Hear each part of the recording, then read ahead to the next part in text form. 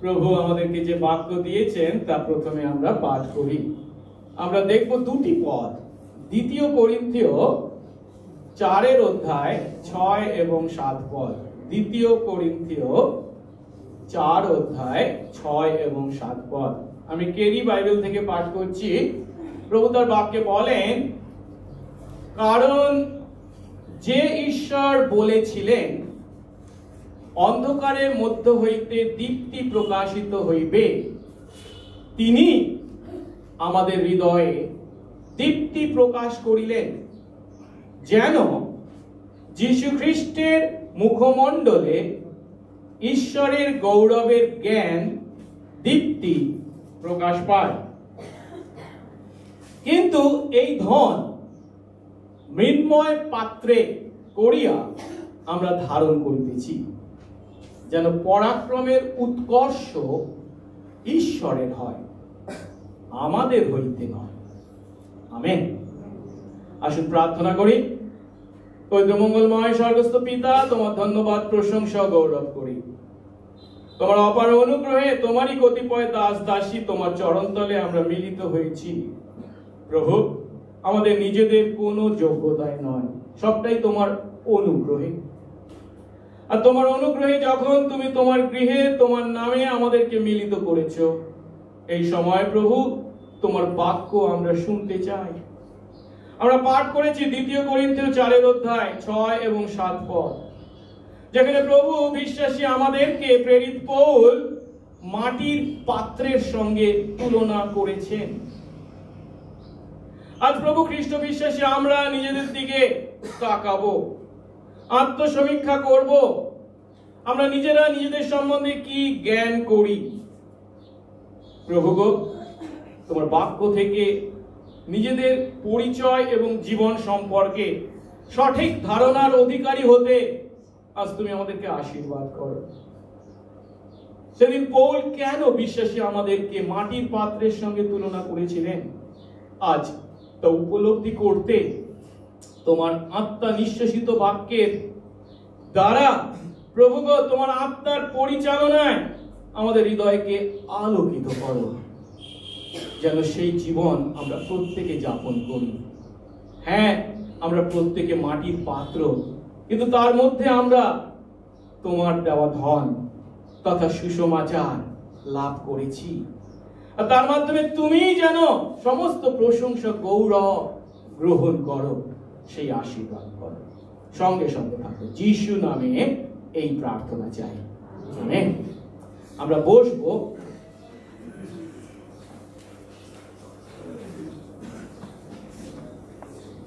নতুন বৎসরে আমরা প্রভুর বাক্য থেকে শিখছি, আর আমি প্রতিটি সপ্তাহে যখন প্রভুর বাক্য প্রচার করছি, সাধারণত আমি একটা বই শুরু করতাম, আমার সেখান থেকেই ক্রমশ প্রচার করে যেতাম।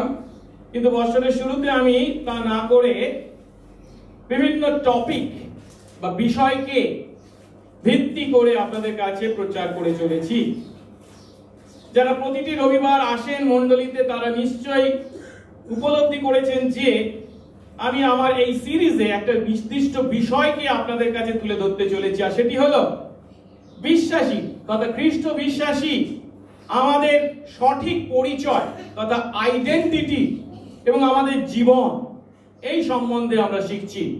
খ্রিস্ট বিশ্বাসী পরিচয় এবং জীবন।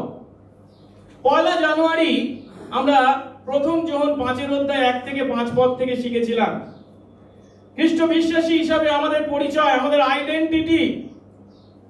প্রাথমিক বিষয় হচ্ছে আমি আপনি প্রত্যেকে নতুন জন্মপ্রাপ্ত।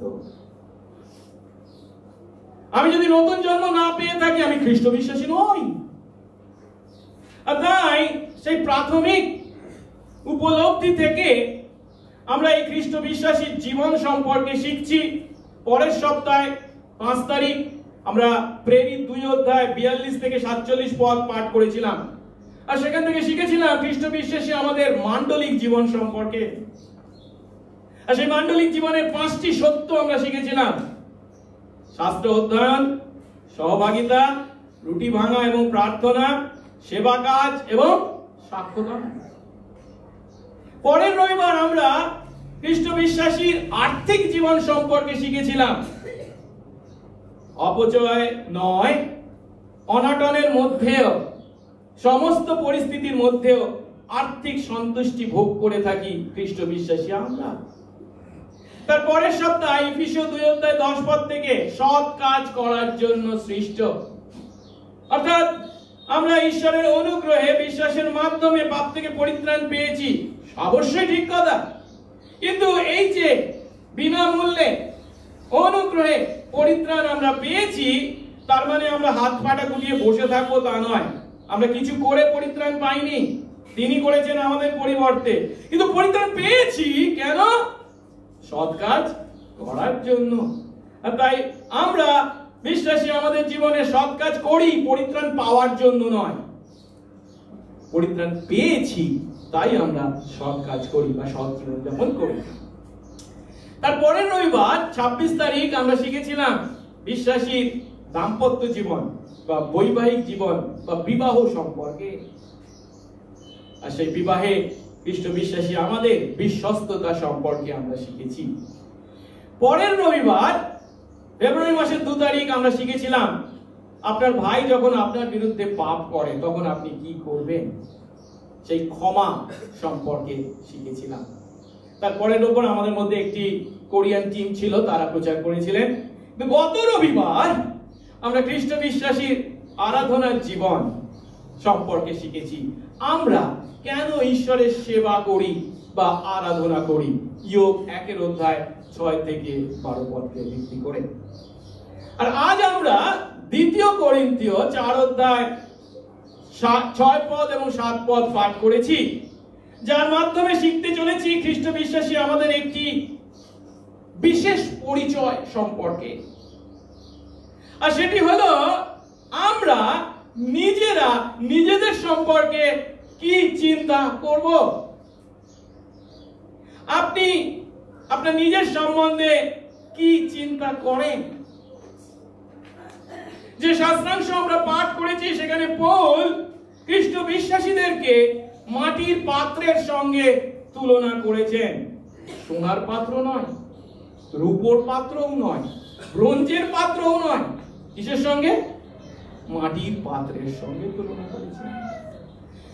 2 করিন্থীয় 4:7 পদ আরেকবার পাঠ করি।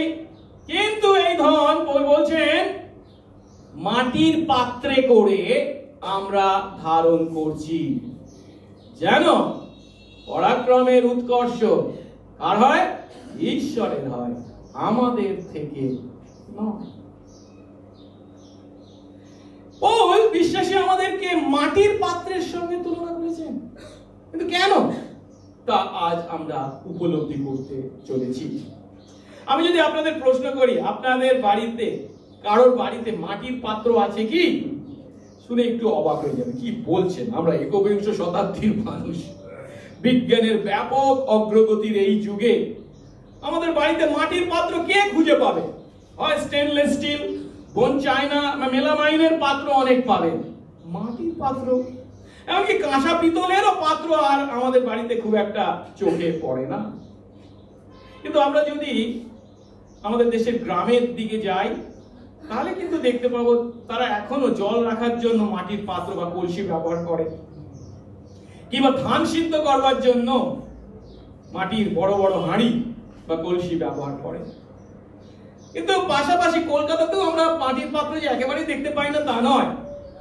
কলকাতার রাস্তায় চায়ের দোকানে চা খাওয়ার জন্য মাটির খুলি আমরা দেখতে পাই, কিংবা মিষ্টির দোকানেও দই বা মিষ্টির জন্য মাটির ভাঁড় আমরা দেখতে পাই। কিন্তু যখন এই কথাগুলো আমরা বলছি মাটির পাত্র সম্পর্কে, তখন মাটির পাত্র সম্পর্কে কয়েকটি বৈশিষ্ট্য আমাদের অবশ্যই জানা আছে। আর সেটি হচ্ছে মাটির পাত্র হচ্ছে অন্যান্য পাত্র থেকে দামে খুবই কম, দামই নেই তার, খুবই কম দামি। শুধুমাত্র মাটির পাত্র হওয়ার, মাটির তৈরি হওয়ায় খুব সহজেই তা ভেঙে যায়।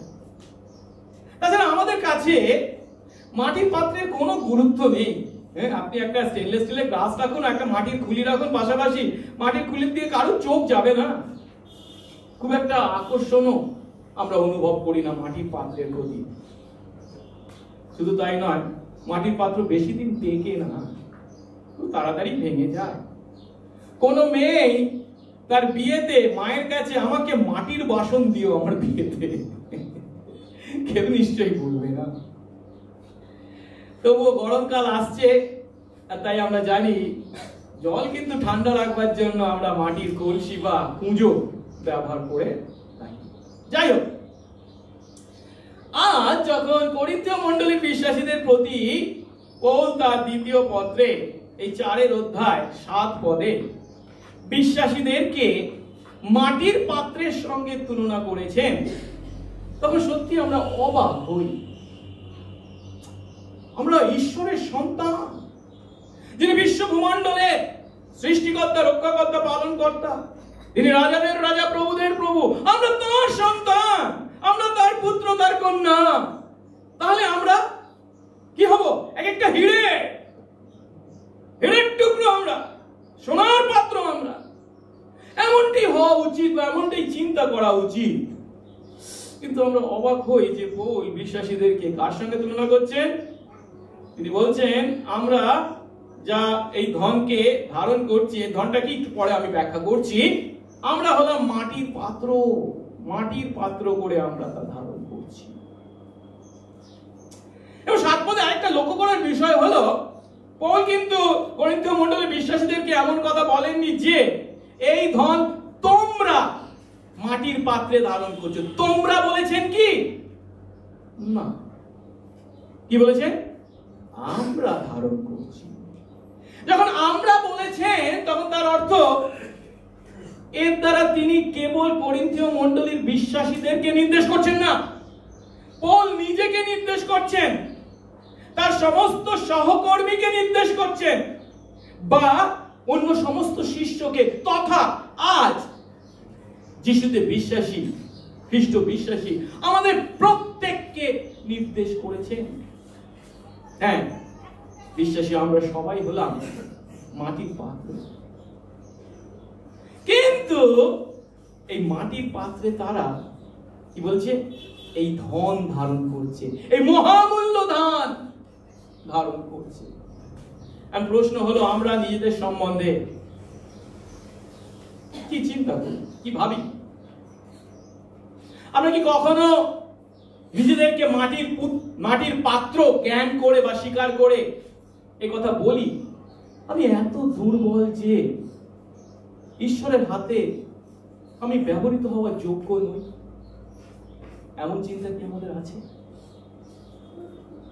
মাটির পাত্র সম্পর্কে একটু আগে আমরা শিখেছি, মাটির পাত্র দামি নয়, সহজেই ভেঙে যায়, কোনো গুরুত্ব নেই, কোনো আকর্ষণ নেই, বেশি দিন টেকে না। সেই মাটির পাত্র আমরা। তার মানে কি ঈশ্বরের হাতে আমরা কি ব্যবহৃত হওয়ার যোগ্য না? আমরা কি সত্যি নিজেদেরকে মাটির পাত্র জ্ঞানে ঈশ্বরের হাতে ব্যবহারের অযোগ্য জ্ঞান করি নিজেদেরকে? যদি করে থাকি, তাহলে জানবেন, নিজেদের সম্পর্কে যদি আমরা এমন মনোভাবের অধিকারী হই, ঈশ্বর আমাদেরকে কি বলেন জানেন? হ্যাঁ, তুমি সেই উপযুক্ত ব্যক্তি যাতে আমি আমার গৌরব ও ক্ষমতা প্রকাশ করব। আমরা নিজেদেরকে হীরের টুকরো জ্ঞান করে, সোনার পাত্র জ্ঞান করে, ঈশ্বরের হাতে ব্যবহৃত হওয়ার যোগ্য জ্ঞান করি যদি নিজেদেরকে, তাদেরকে তিনি বলছেন না। কিন্তু যারা আমরা নিজেদেরকে মাটির পাত্র জ্ঞান করি, ঈশ্বরের হাতে ব্যবহারের অযোগ্য নিজেদেরকে জ্ঞান করি, তাদেরকে বলছেন তুমি হলে সেই উপযুক্ত পাত্র, উপযুক্ত ব্যক্তি। কারণ এই মাটির পাত্রে আমি আমার গৌরব ও ক্ষমতা প্রকাশ করব। কিন্তু বাস্তব বড় বিপরীত, তাই নয় কি? আমরা এর বিপরীতে নিজেদের সম্বন্ধে কি চিন্তা করি? আমার কত ক্ষমতা, আমার কত শক্তি, আমার শিক্ষা, আমার বংশ পরিচয়, এই সমস্ত বিষয়ে গর্ব করি, সর্বসমক্ষে আমাদের আত্মমর্যাদার কথা বলি। আর যাই হোক না কেন, নিজেদেরকে মাটির পাত্র নিশ্চয়ই জ্ঞান করি না। কিন্তু তা যদি আমরা করি, তখন আমরা আমাদের জীবনের দ্বারা ঈশ্বরের ক্ষমতা প্রকাশ করতে ব্যর্থ হব। কারণ আমাদের দুর্বলতাই হলো সেই একমাত্র স্টেজ বা মঞ্চ যার দ্বারা ঈশ্বর তার গৌরব ও ক্ষমতা প্রকাশ করে। আমাদের সবলতা তার গৌরব বা ক্ষমতা প্রকাশ করার মঞ্চ নয়। আমাদের দুর্বলতাই হলো ঈশ্বরের গৌরব ও ক্ষমতা প্রকাশ করার মঞ্চ। তাই যিশু নিজে মথি 5:3 বিশ্বাসী আমাদেরকে, তার রাজ্যের প্রজাদেরকে বর্ণনা করতে গিয়ে বলছেন, ধন্য যারা আত্মাতে দীনহীন, কারণ স্বর্গরাজ্য তাদের। খ্রিস্ট বিশ্বাসীদেরকে তিনি, তার প্রজাদেরকে তিনি, তার সন্তানদেরকে তিনি কি বলে? আত্মাতে দীনহীন এমন বৈশিষ্ট্যের অধিকারী বলে বর্ণনা করেছে। এখন আজ যখন পৌল বিশ্বাসীদেরকে মাটির পাত্রের সঙ্গে তুলনা করেছেন, তখন পৌল কি বলতে চেয়েছেন? যে কথাটা তিনি বলতে চাইছেন সেটি হলো, আমাদের দুর্বলতার মাঝে ঈশ্বরের ক্ষমতা। ঈশ্বরের ক্ষমতা কি? রোমী 1:16 কি? সুসমাচার প্রকাশিত হয়। আমাদের সবলতার মধ্যে নয়, আমাদের দুর্বলতার মধ্যেই তার ক্ষমতা তথা সুসমাচারের আলো প্রকাশিত হয়ে থাকে। এখন মাটির পাত্র যখন আমরা বলছি, তখন আজকের দিনের এই 21 শতাব্দীর মানুষ, আমাদের আধুনিক মানুষদের চিন্তায় মাটির পাত্রকে চিন্তা করলে একটু ভুল হবে। আমাদেরকে 2000 বছর পিছিয়ে যেতে হবে। তখনকার দিনের মাটির পাত্রের ব্যবহার বা গুরুত্বকে আমাদের উপলব্ধি করতে হবে। আজ থেকে 2000 বছর পূর্বে যে সময় পৌল এই পত্র লিখেছিলেন, সেই সময় ইহুদিরা কি করতো জানেন? তারা মহামূল্য কোন ধনকে বা সম্পত্তিকে বা সম্পদকে, ট্রেজারকে সাধারণ মাটির তৈরি পাত্রের মধ্যে লুকিয়ে রাখতো। এবং অনেক সময় তারা কি করতো? মাটির মধ্যে সেই মহামূল্য ধন রেখে, মাটির পাত্রের মধ্যে রেখে বা কলসি বাড়ির মধ্যে রেখে, মাটির কলসি সে একবার মাটির মধ্যে পুঁতে রাখতো। কেন? যাতে অন্য কেউ তার সন্ধান না পায়, চুরি করতে না পারে। এই দিক থেকে চিন্তা করলে আমাদের দেশের পরম্পরা আর ইহুদিদের পরম্পরার মধ্যে একটা মিল আছে, তাই নয় কি? আমাদের দেশেও আমরা পুরোনো দিনের কাহিনী বা গল্প যখন শুনতাম, তখন কি বলা হতো? মণি, মুক্ত, হিরে, জহরত পূর্ণ হাঁড়ি, কলসি কোথায় ডুবিয়ে রাখা হতো? উপরে জলে। কেউ সেখানে নিশ্চয় হিরে, মণি, মুক্তর খোঁজ করতে যাবে না। যিশু যখন তার শিষ্যদেরকে শিক্ষা দিয়েছিলেন, তখন তিনি স্বর্গরাজ্যকে বর্ণনা করতে গিয়ে এই একই কথা বলেছিলেন। আমরা যদি মথি লিখিত সুসমাচার 13:44 দেখি, সেখানে বলছেন, স্বর্গরাজ্য হলো ক্ষেতের মধ্যে লুকানো এমন ধনের ন্যায়, যা দেখতে পেয়ে বা খোঁজ পেয়ে এক ব্যক্তি গোপন করে রাখলো, পরে আনন্দে তার সর্বস্ব বিক্রয় করে সেই ক্ষেত ক্রয় করলো। কেন? সেই ক্ষেতের মধ্যে কি আছে? সেই মণিমুক্ত, সেই সমস্ত ধনরত্ন সম্পত্তি লুকানো আছে। আমরা গান করি, ঈশ্বরের রাজ্য খেতে লুকানো রত্ন, মাটিতে পোঁতা সকলেরই অজানা। হ্যাঁ, এখানে যিশু এই দৃষ্টান্তের মাধ্যমে বলছেন যে মাটির নিচে কোন পাত্রের মধ্যে, সেটা কলসি হতে পারে বা হাঁড়ির মধ্যে, মহামূল্য ধন লুকিয়ে রেখেছে। আর এক ব্যক্তি যখন সে মাটিতে চাষ করতে গেছে বা মাটি খুঁড়েছে, তখন সেই হাঁড়ি কলসির খোঁজ পেয়েছে। তখন সে কি করবে?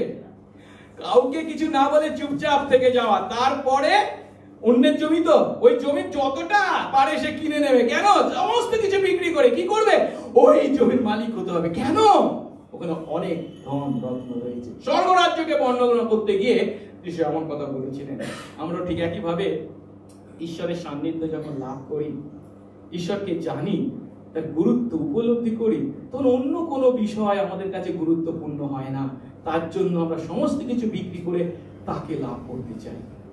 যাই হোক, এর মানে সহজ কথায় আমরা উপলব্ধি করতে পারছি, ধন সম্পদের মতো গুরুত্বপূর্ণ মূল্যবান বিষয়কে রাখবার জন্য পাত্র যেটাকে ব্যবহার করা হচ্ছে সেটা কিন্তু মাটি, সামান্য। তাই এখানে মহামূল্য ধন বা বহুমূল্য ধনের সঙ্গে মাটির পাত্রের তুলনাকে খুব স্পষ্ট আমরা উপলব্ধি করতে পারছি। বহুমূল্য ধন হওয়ার কারণে কি? অসাধারণ। আর মাটির পাত্র মানে কি? খুব সাধারণ বিষয়। বহুমূল্য ধন যদি কোথাও রেখে দেওয়া হয়, কোনো সম্পদ যদি কোথাও রেখে দেওয়া হয়, সকলের চোখ সেখানে যায়। কিন্তু মাটির কোনো পাত্র হলে সকলের চোখ তাকে এড়িয়ে যায়। বহুমূল্য ধন হলে কি হবে? কতখানি টেকসই, মজবুত। কিন্তু মাটির পাত্র মানে কি? সহজেই ভেঙে যায় এমন পাত্র। আর বহুমূল্য ধন যেহেতু তার মহামূল্য, কিন্তু মাটির পাত্রের কোনো দাম নেই, অর্থাৎ তা আকর্ষণীয় নয়, তা লোকে কদর করে না। আর এটাই হলো খ্রিস্ট বিশ্বাসীর জীবনের মহান সত্য ও বাস্তব। আমরা নিজেরা যদিও মাটির পাত্র ছাড়া কিছু নয়, কিন্তু আমাদের মধ্যে ঈশ্বর তার মহামূল্য ধন স্থাপন করেছেন।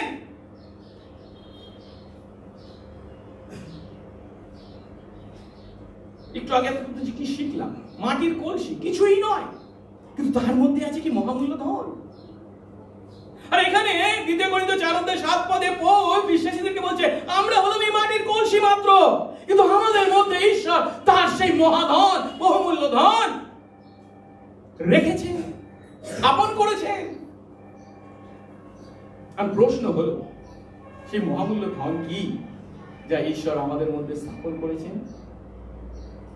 এই ধন হলো খ্রিস্ট যিশুতে আমাদের পাপ থেকে পরিত্রাণ করতে ঈশ্বরের যে ক্ষমতা, সেই বিষয়ে জ্ঞান। সহজ কথায়, সেই সুসমাচার, যে সুসমাচার পাপ থেকে পরিত্রাণ দেয়, সেই সুসমাচারের জ্ঞান ঈশ্বর আমাদেরকে দিয়েছেন, আমাদের মধ্যে স্থাপন করেছেন। যে কথা 7 পদের আগের পদে 6 পদে পৌল বর্ণনা করেছেন। কি বলেছেন? কারণ যে ঈশ্বর বলেছিলেন অন্ধকারের মধ্যে দীপ্তি প্রকাশিত হবে, তিনি আমাদের হৃদয়ে দীপ্তি প্রকাশ করলেন। একথার অর্থ নিশ্চয়ই আমরা উপলব্ধি করি। আদি পুস্তক 1 পদে তিনি যখন আকাশমণ্ডল ও পৃথিবী সৃষ্টি করলেন, শুরুতে কি করেছিলেন? আলো, দীপ্তি। কিন্তু সেই দীপ্তি তিনি আমাদের মধ্যে, আমাদের হৃদয়ে প্রকাশ করেছেন। সেই দীপ্তিটা কি? তার বর্ণনা 6 পদের 2য় অংশে বলছেন, যেন যীশু খ্রিস্টের মুখমণ্ডলে ঈশ্বরের গৌরবের জ্ঞান ও দীপ্তি প্রকাশ পায়। এ কথার অর্থ কি? সহজ কথায়, আমরা যদি খোলা আকাশের দিকে তাকাই, সেখানে ঈশ্বরের গৌরব যীশু খ্রিস্টের মুখমণ্ডল দ্বারা প্রতিফলিত হয়ে আমাদের জীবনকে আলোকিত করছে। রাতের আকাশে যখন আমরা চাঁদকে দেখি, চাঁদের নিজের আলো নেই, সূর্যের আলোকে প্রতিফলিত করে এবং আমাদের কাছে এসে পৌঁছায়। ঠিক একইভাবে ঈশ্বরের আলো যীশু খ্রিস্টের মুখমণ্ডলে দ্বারা প্রতিফলিত হয়ে আমাদের হৃদয়কে আলোকিত করেছে। এই কথার অর্থ কি? এই পৃথিবীর মাটিতে মানুষ আমাদের জীবনে সব থেকে বড় সমস্যা, কঠিন সমস্যা কি, যার সমাধান কোনো মানুষ করতে পারে না, পৃথিবীর মানুষ করতে পারে না, কেউ দিতে পারে না। সেটা কি?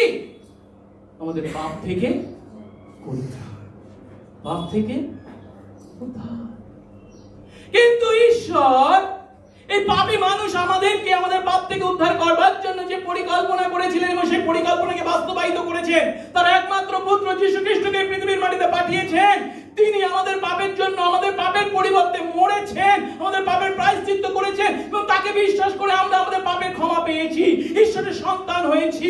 এই জ্ঞান, এই জ্ঞানের আলো কেবল বিশ্বাসী আমাদের মধ্যে তিনি স্থাপন করেছেন। অবিশ্বাসীরা তা জানে না, অবিশ্বাসীরা তা উপলব্ধি করতে পারে না, অবিশ্বাসীরা এর অধিকারী নয়। এই মহামূল্য ধন তাদের মধ্যে নেই।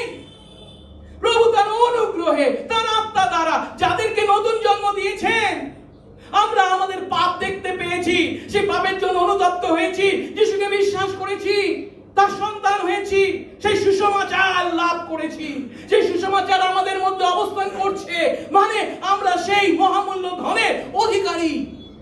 আমাদের মধ্যে সেই মহামূল্য ধন ঈশ্বর নিজে স্থাপন করেছেন। যখন সুসমাচার প্রচারিত হয় অনেকেই শোনে, কিন্তু সকলেই কি বিশ্বাস করে না? কেন? আমরা তো মনে করব ও হচ্ছে খুব ধার্মিক, ও খুব ধর্মপ্রিয়, তাই ও বিশ্বাস করেছে। বাইবেল কি তাই বলে? বাইবেল বলে আমরা সকলেই পাপ করেছি, ঈশ্বরের গৌরবহীন হয়েছি। ক্রুশের নিচের মাটি হচ্ছে সমতল, আমরা সবাই সমান, সবাই পাপী, কেউ ঈশ্বরের কথা শুনতে চাই না, ঈশ্বরকে দূরে রাখতে চাই। কিন্তু ঈশ্বর তার অনুগ্রহে, তার আত্মা দ্বারা যাদের হৃদয়ে কথা বলেন, নতুন জন্ম দেন, যাদের হৃদয়কে পরিবর্তিত করে, তারাই কেবল পিছন ফিরে তাকায়, তার নিজেদের পাপ দেখতে পায়, সে পাপের জন্য অনুতপ্ত হয় এবং যিশুকে একমাত্র পবিত্রতার মুক্তিদাতা বলে বিশ্বাস করে। এখানে আমরা যতজন উপস্থিত রয়েছি, আমাদের জাগতিক পরিচয় যাই হোক না কেন, আমি দরিদ্র হতে পারি বা ধনবান হতে পারি, শিক্ষিত হতে পারি, অশিক্ষিত হতে পারি, সমাজে গণ্যমান্য ব্যক্তি হতে পারি বা সামান্য মানুষ হতে পারি, আমাদের জীবিকা যাই হোক না কেন, কিন্তু যতজন উপস্থিত হয়েছি তারা প্রত্যেকে প্রভুর সেই অনুগ্রহে নতুন জন্মপ্রাপ্ত বিশ্বাসী যদি হয়ে থাকি, ঈশ্বরের সন্তান আমরা, তিনি আমাদের মধ্যে তার সেই মহামূল্য ধন, সেই সুসমাচার স্থাপন করেছেন। আমরা সেই সুসমাচারের ক্ষমতার অধিকারী, সেই মহামূল্য ধনের অধিকারী আমরা প্রত্যেকে।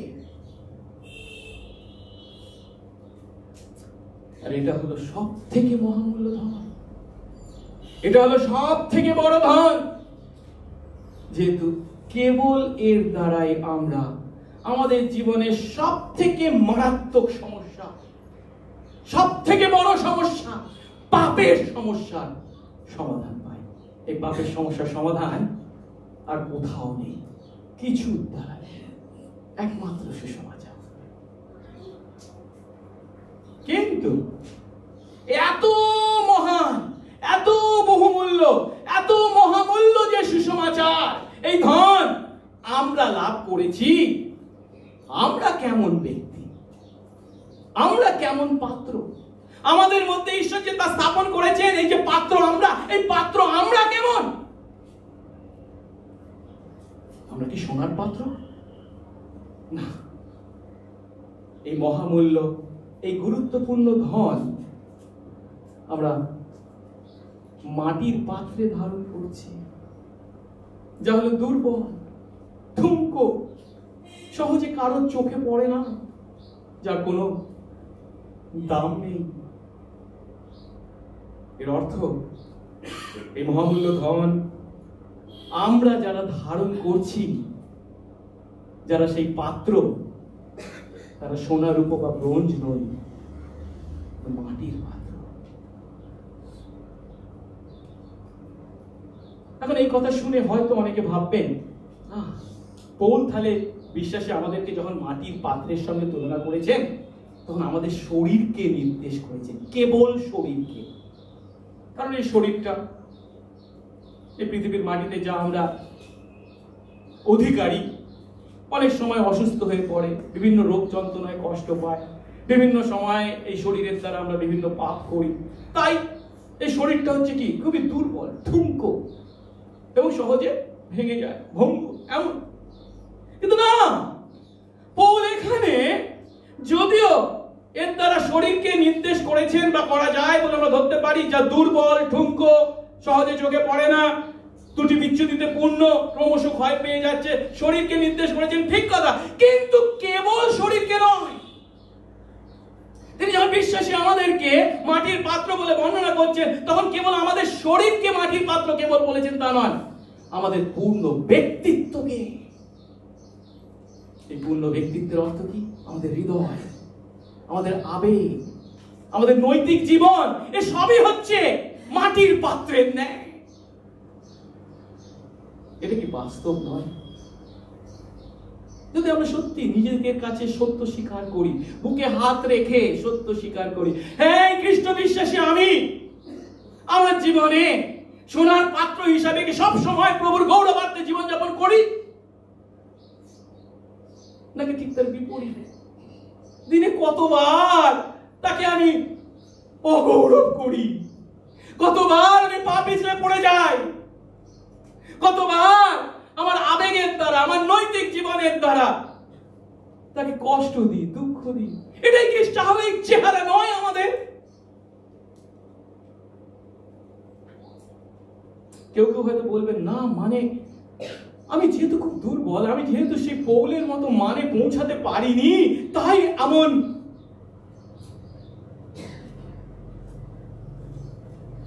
নোংরা চেহারা আমার প্রকাশ পাচ্ছে। সত্যি কি তাই? পৌল নিজে তার নিজের জীবন সম্বন্ধে কি বলেছিলেন জানেন? আমরা যদি দেখি রোমীয় 7:19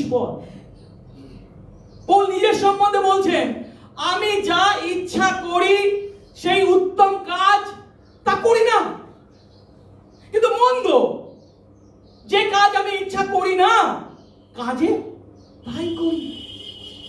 সহজ কথা কি?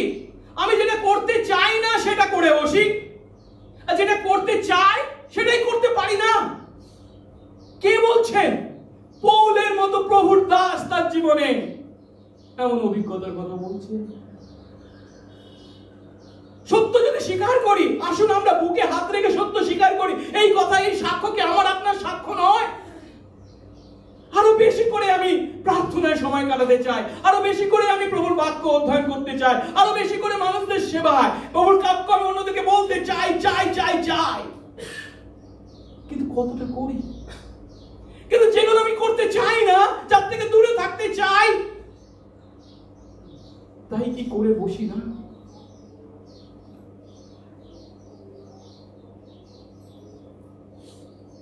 ও যখন বলছেন আমরা মাটির পাত্র, তো পৌল নিজেকে বলছে আমিও হলাম মাটির পাত্র।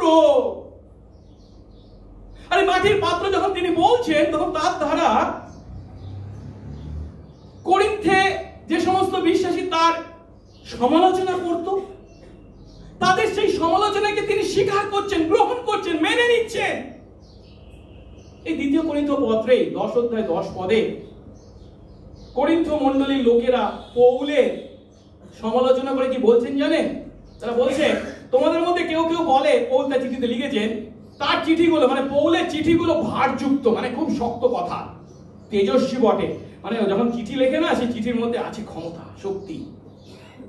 কিন্তু তার সঙ্গে যখন আমাদের সাক্ষাৎ হয়, যখন ফেস টু ফেস হয়, তখন আমরা কি দেখতে পাই? তার শরীর দুর্বল, তিনি বাকপটুও নন, খুব ভালো করে কথা বলতে পারেন না। পৌল কি তার জন্য রেগে গেছেন, চটে গেছেন, বলছে আমরা আমাকে এই কথা বলেছো, দেখে নেব, তাই কি? পৌল নিজের সম্বন্ধে নিজে স্বীকার করছে 2 করিন্থ 12:7 তিনি 3য় স্বর্গ পর্যন্ত গেছেন, এমন অভিজ্ঞতা লাভ করেছেন। যদিও তারপর তিনি বলছেন, প্রত্যাদেশের অতি মহত্বের কারণে আমি যেন অতিমাত্র দর্প না করি, আমি যেন বেশি গর্ব না করি। ও আমি 3য় স্বর্গ পর্যন্ত গেছি, সেই অভিজ্ঞতা লাভ করেছি, এই জন্য গর্ব না করি। এই কারণে ঈশ্বর আমার মাংসে একটা কাঁটা দিলে, সেই কাঁটাটা কি? শয়তানের দূত আমাকে দত্ত হলো। তার মাংসে একটা কাঁটা ঈশ্বর দিয়েছিলেন। মাংসে কাঁটা মানে শরীরে একটা ক্ষত দিয়েছিলেন। সেই ক্ষতটা কি? লোকেরা ঈশ্বরতাত্ত্বিকরা সাধারণত বলে থাকে তার চোখের একটা সমস্যা ছিল, তিনি খুব একটা ভালো দেখতে পারেন না। তাই জন্য চিঠি যখন লিখেছেন, কয়েকটা চিঠি নিজের হাতে লিখেছে, বড় বড় অক্ষর করে তাকে লিখতে হয়েছে, তার চোখের সমস্যা ছিল। আর সেই সমস্যা নিয়ে 3 বার তিনি পিতার কাছে, ঈশ্বরের কাছে প্রার্থনা করেছে, সারিয়ে দাও, সারিয়ে দাও, সারিয়ে দাও। কিন্তু ঈশ্বর কি বলেছে? আমার অনুগ্রহই তোমার পক্ষে যথেষ্ট। তিনি সারাননি। পৌল নিজে স্বীকার করছেন তিনি শারীরিকভাবে অসুস্থ, তার চোখের রোগ আছে, তিনি চোখে ভালো করে দেখতে পান না। আর এখানে যখন তিনি বলছেন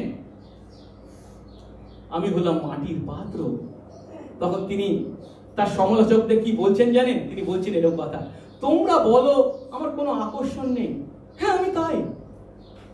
তোমরা বলো আমি ভালো করে কথা বলতে পারি না, হ্যাঁ আমি তা পারি না, ঠিক কথা। তোমরা বলো আমি শারীরিকভাবে দুর্বল, হ্যাঁ ঠিক কথা, আমি শারীরিকভাবে দুর্বল। আমার ব্যক্তিগত জীবন সম্বন্ধে তোমাদের এই সমস্ত ধারণা সত্য, এগুলো মিথ্যা নয়, আমি এগুলো কন্ট্রাডিক্ট করছি না। কিন্তু আমার সম্বন্ধে তোমাদের এই কথাই শেষ কথা নয়। কেন? কারণ আমি নিজে যদিও মাটির পাত্র ছাড়া কিছুই নই, তবু আমারই মধ্যে, এই মাটির পাত্র আমারই মধ্যে ঈশ্বর তার সুসমাচারের ক্ষমতা স্থাপন করেছে। আমি সেই সুসমাচারের অধিকারী, যে সুসমাচার মৃত মানুষকে জীবিত করে, মৃত আত্মাকে জীবিত করে। সেই সুসমাচার তিনি আমাকে দিয়েছেন, আমাকে জানিয়েছেন, আমি শিখেছি, জেনেছি, উপলব্ধি করেছি এবং প্রচার করে চলেছি। আমি যদিও মাটির পাত্র, তো আমার মধ্যে তিনি তার সেই মহামূল্য ধন স্থাপন করেছেন। নিজের সম্বন্ধে পৌল এই সত্য স্বীকার করেছিলেন বলেই পৌল এবং বার্নাবা যখন লুস্ত্রায় গেছেন সুসমাচার প্রচার করতে, তো সেখানে একজন খঞ্জকে দেখতে পেয়েছেন, আর প্রভুর আত্মা দ্বারা তিনি তার প্রতি করুণা পূর্ণ হয়েছেন, তাকে বলেছেন উঠে দাঁড়াতে। আর তার কথা অনুসারে সঙ্গে সঙ্গে সে সুস্থ হয়েছে। আর তা দেখে সেখানকার মানুষরা অবাক হয়ে গিয়ে বলছে, ও এরা মানুষ নয়, আমাদের মধ্যে দেবতারা। তাদের দেবতা ছিল জুপিটার আর মার্কারি। জুপিটার এবং মার্কারি আমাদের মধ্যে এসে গেছে। পৌল হচ্ছে জুপিটার আর বার্নাবা হচ্ছে মার্কারি। এসো আমরা এদের উদ্দেশ্যে, এই দেবতাদের উদ্দেশ্যে বলি উৎসর্গ করি, মাল্য দান করি। তারা যখন এই কাজ করতে চলেছে পৌলের উদ্দেশ্যে, বার্নাবার উদ্দেশ্যে, তখন পৌল আর বার্নাবা কি করেছিলেন? প্রেরিত 14 অধ্যায় 14 বলে বলছে, কিন্তু প্রেরিতরা বার্নাবা ও পৌল তা শুনে, কি শুনে? তাদের উদ্দেশ্যে বলি উৎসর্গ করবে, মাল্যদান করবে, নিজের নিজের কাপড় ছিঁড়ে দৌড়ে বের হয়ে লোকদের মধ্যে গিয়ে উচ্চ ঈশ্বরে বলতে লাগলেন, মহাশয়রা এ সকল কেন করছেন? আমরাও আপনাদের ন্যায় সুখ দুঃখ ভোগী মানুষ। আমরা দেবতা নই, আমরাও আপনাদের ন্যায় সুখ দুঃখ ভোগী মানুষ। কিন্তু এখানে শেষ কথা নয়, আপনাদের ন্যায় একই সুখ দুঃখ ভোগী মানুষ যদিও আমরা, কিন্তু আমাদের মধ্যে ঈশ্বর কি দিয়েছেন? সুসমাচারের জ্ঞান দিয়েছেন। আর তাই আপনাদের এই সুসমাচার জানাচ্ছি যে এই সকল অসার বস্তু থেকে, ওই সমস্ত জুপিটার, মার্কারি ইত্যাদিরা রয়েছে যারা, জীবন্ত ঈশ্বরের প্রতি ফিরে আসতে হবে, যিনি আকাশ, পৃথিবী, সমুদ্র ও সকলের মধ্যবর্তী সমস্তই নির্মাণ করেছেন। আমেন। আজ লোকেরা যখন আপনার প্রশংসা করে, আপনাকে দেবতা জ্ঞান করে যেন পূজ্য বিষয় করে তোলে, তখন খুব ভালো, হ্যাঁ আমি তাই। আজকের দিনে এমন অনেক আছে। পৌল কি বলছে? না, এমনটি করবেন না, আমরাও আবার আপনাদের মতো সুখ দুঃখ ভোগী মানুষ, আমরা মাটির পাত্র মাত্র।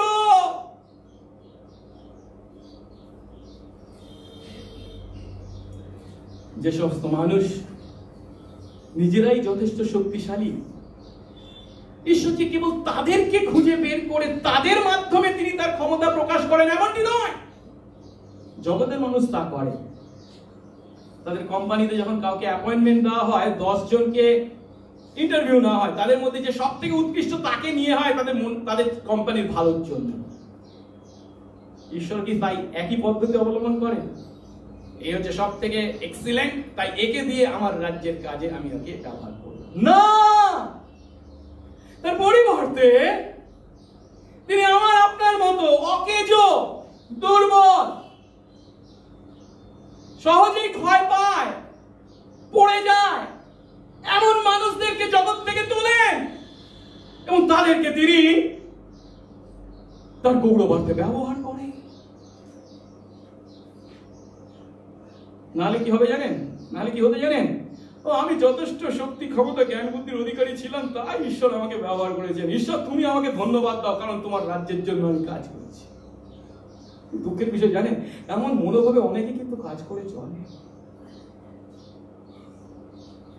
আমরা যে পুরাতন নিয়ম দেখি, ঈশ্বর যাদেরকে ব্যবহার করেছেন তারা কি কেউ নিজেদের যোগ্যতায় বা ক্ষমতায় যোগ্য ছিল? ধরুন আব্রাহামের কথা, সেখানেও দেখতে পাই কি তার দুর্বলতাকে ঈশ্বর ব্যবহার করে তার গৌরব প্রকাশ করেছেন। তার দুর্বলতা ঈশ্বরের গৌরব প্রকাশের মঞ্চ ছিল। কেন? আব্রাহামের বয়স কত? 100। সারার বয়স কত? 90। কেবল তাই নয়, সারার স্ত্রী ধর্ম ত্যাগ হয়েছে, শেষ হয়ে গেছে। এমন পরিস্থিতিতে সন্তান ধারণ হচ্ছে উদ্ভট কথা, অসম্ভব। কিন্তু ঈশ্বর সেই সারার গর্ভেই ইসহাককে জন্ম দিলেন। তার মাধ্যমে সবাই কি স্বীকার করতে বাধ্য হলো? ইয়াহওয়ে ঈশ্বর মহান। সারা আব্রাহাম তাদের নিজের যোগ্যতায় পিতা মাতা হয়েছে তা নয়, ঈশ্বর আপন ক্ষমতায় তাদেরকে সন্তান দিয়েছে। মোশিকে দেখুন, 40 বছর বয়স পর্যন্ত তিনি রাজ পরিবারে ছিলেন, খুন পর্যন্ত করেছেন। 40 বছর প্রান্তরে কাটিয়েছেন। যদিও ঈশ্বর তাকে ট্রেনিং দিয়েছেন, ঠিক কথা, কিন্তু সেই সময়কার আমেরিকা, আজকের যেমন পৃথিবীর মাটিতে সব থেকে শক্তিশালী দেশ কি আমেরিকা বলে থাকে, ঠিক তো? তখনকার দিনে সব থেকে শক্তিশালী দেশ ছিল মিশর, ইজিপ্ট। সেই মিশরের রাজার সামনে কাকে দাঁড় করাবে?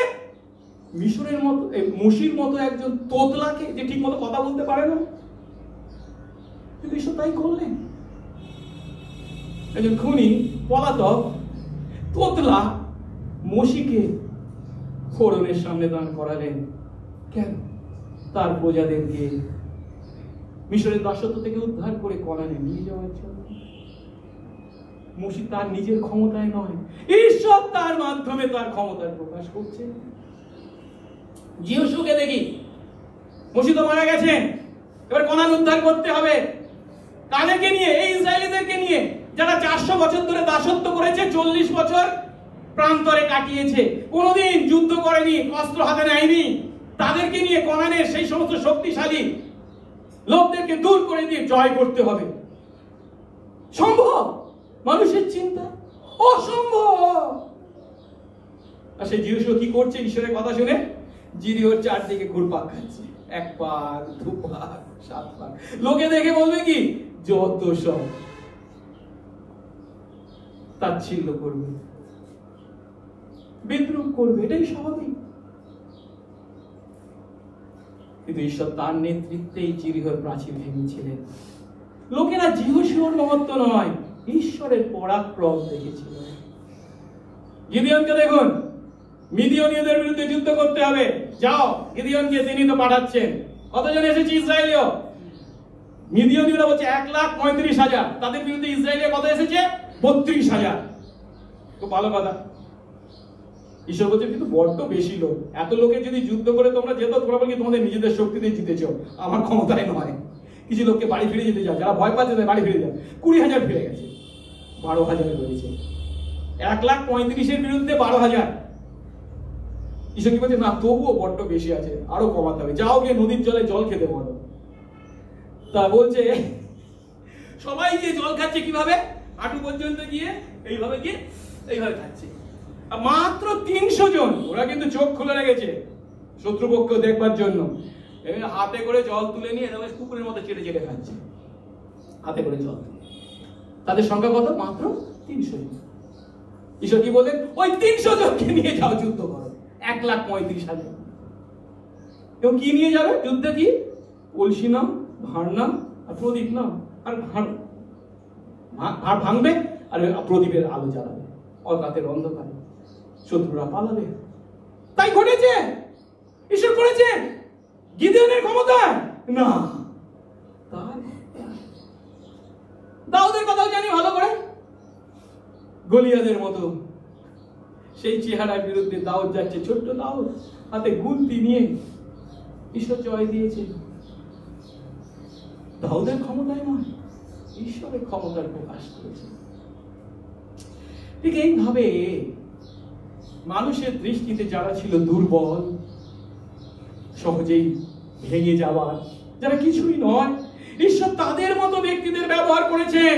তাদের মাধ্যমে তিনি তার গৌরব, পরাক্রম এবং ক্ষমতা প্রকাশ করেছেন। এই কারণেই প্রথম করিন্থী 1:26 থেকে 29 পদে পৌল বলছেন ঈশ্বর কাদের মনোনীত করেছেন। জগতের মধ্যে কারা? যারা শক্তিশালী, ক্ষমতার অধিকারী, যাদের মধ্যে প্রতিভা আছে, কেবল তাদের। তাই কি ঈশ্বর কি বলছেন? কারণ ভাইরা, আমাদের আহ্বান দেখো, যেহেতু মাংস অনুসারে, মানে আমাদের শারীরিক বা জাগতিক পরিচয় অনুসারে জ্ঞানবান অনেকে নাই, পরাক্রমী অনেক নাই, উচ্চপদস্থ অনেকে নাই। তারপর কি বলছে? কিন্তু ঈশ্বর জগতের মধ্যে মূর্খ বিষয় সকল মনোনীত করলেন যেন জ্ঞানবানদের লজ্জা দেয়। ঈশ্বর জগতের দুর্বল বিষয় সকল মনোনীত করলেন যেন শক্তিমন্ত বিষয় সকলকে লজ্জা দেন। ঈশ্বর জগতের যা যা নীচ, যা যা তুচ্ছ, যা যা কিছু নয়, সেই সকল ঈশ্বর মনোনীত করলেন যেন যা যা আছে সে সকল তুচ্ছ করেন, যেন কোনো মানুষ ঈশ্বরের সামনে গর্ব না করে। মানুষ আমরা ঈশ্বরের সামনে আমাদের নিজেদের গর্ব করতে পারি না।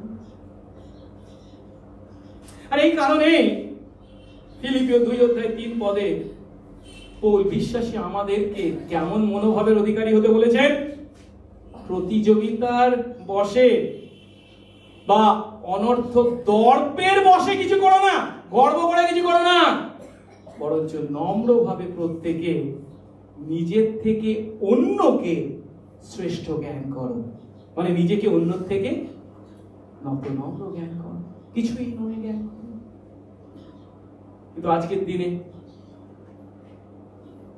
আজ যখন আমরা মণ্ডলী বা খ্রিস্টীয় সমাজের প্রতি দৃষ্টি দিই, সেখানে কি দেখতে পাই? এর ঠিক বিপরীত চেহারা কি আমাদের চোখে পড়ে না? আজকের দিনে কোন কোন মণ্ডলীর বৃদ্ধি আমরা দেখতে পাচ্ছি? যারা সমৃদ্ধির সুসমাচার, প্রসপারিটি গসপেল, যিশুকে বিশ্বাস করো, তোমার হবে, আরো হবে, আরো হবে, এই কথা প্রচার করে চলেছে। তাদের বার বৃদ্ধি আমরা দেখতে পাচ্ছি, জনপ্রিয়তা তারা শীর্ষে রয়েছে। আর সেই সমস্ত মণ্ডলীর পালকদের কথা যদি আমরা শুনি, কিরকম কথা তাদের মুখ থেকে শুনতে পাবো? একটা বড় মণ্ডলী, আমি ভারতের মাটির কথা চিন্তা করছি। ভারতের মাটিতে একটা বড় মণ্ডলী মানে কি? যাদের মণ্ডলীর বিশ্বাসের সঙ্গে 1000-এরও বেশি। সেই পালকের কথাবার্তা কেমন? এই ধরনের। আমি 3টে ডিগ্রি অর্জন করেছি, বিএ, এমডি, পিএইচডি। 20 বছর লেগে গেছে এই ছোট্ট মণ্ডলীকে এত বড় করতে।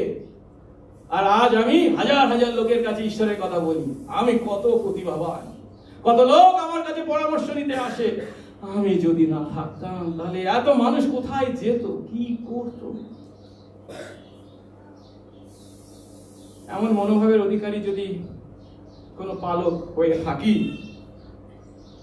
তাকে ঈশ্বর কি বলেন জানেন?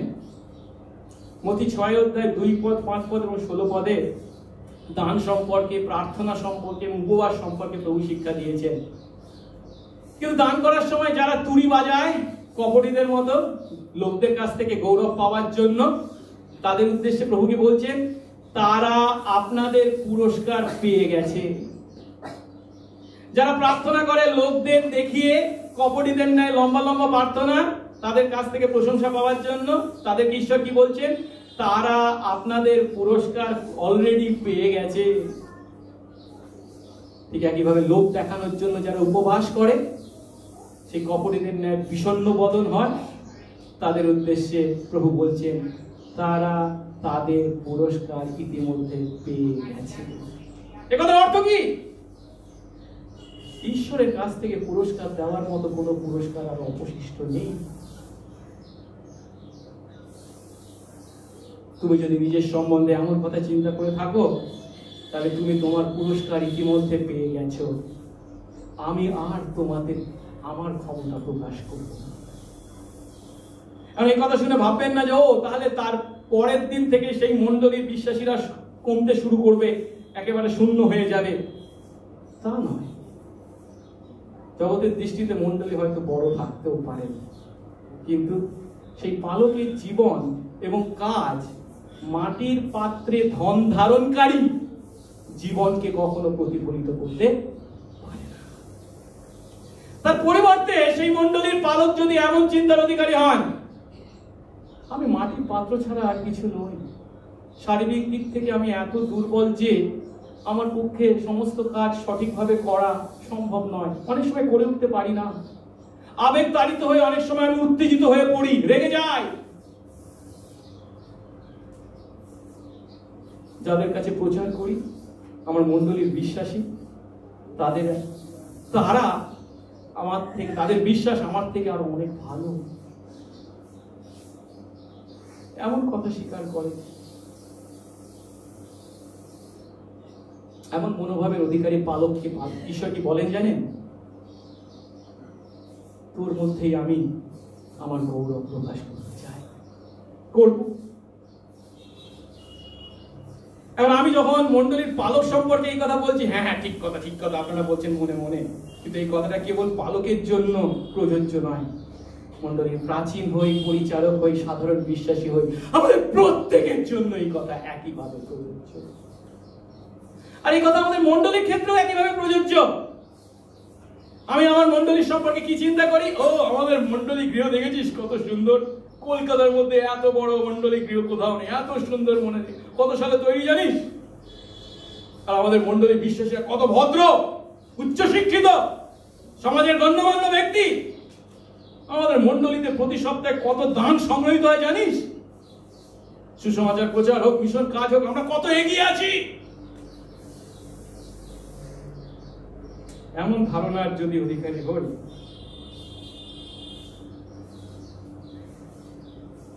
তাহলে প্রভু সেই মণ্ডলীর উদ্দেশ্যে বলছেন, তোমরা তোমাদের পুরস্কার ইতিমধ্যে পেয়ে গেছো, আর দেওয়ার মতো কিছু নেই। পরিবর্তে আমরা যদি এমন চিন্তার অধিকারী হই, আমাদের মণ্ডলী বিশ্বাসী আমরা হলাম সাধারণ মানুষ, আমাদের মধ্যেও যথেষ্ট ত্রুটি আছে, আমাদের ক্ষমতা খুবই সীমিত, আমাদের অনেক কাজ করা উচিত ছিল যা আমরা করতে পারিনি, সমাজের পিছিয়ে পড়া মানুষদের জন্য অনেক কিছু করা উচিত ছিল, করতে পারিনি, সুসমাচার প্রচার বা মিশন কাজে আরো বেশি করে কাজ করার প্রয়োজন ছিল, আমরা করতে পারিনি। এই সত্য ধারণার অধিকারী যদি আমাদের মণ্ডলী হয়, তাহলে ঈশ্বর অবশ্যই তার ক্ষমতা আমাদের মণ্ডলীর মাধ্যমে প্রকাশ করবে। আর এই সত্য কেবল আমার আপনার ব্যক্তিগত জীবন বা মান্ডলিক জীবনের জন্য যে প্রযোজ্য তা নয়, একটা দেশের জন্য, একটা জাতির জন্য এই সত্য একইভাবে প্রযোজ্য। সর্বদা আমাদের মনে রাখতে হবে, আমরা নিজেরা হলাম মাটির পাত্র ছাড়া কিছু নই, কিন্তু এই মাটির পাত্রে আমরা ঈশ্বরের ক্ষমতা, মানুষের জীবনে সব থেকে গুরুত্বপূর্ণ সমস্যা, পাপের সমস্যার মুক্তির সুসমাচারের অধিকারী। আসুন আমরা প্রত্যেকে নিজেদের সম্বন্ধে সঠিক ধারণার অধিকারী হই। প্রকৃত খ্রিস্ট বিশ্বাসী যদি আমরা হই, তাহলে আমরা নিজের সম্পর্কে নিজেদের সত্য স্বীকার করতে কখনো পিছপা হব না।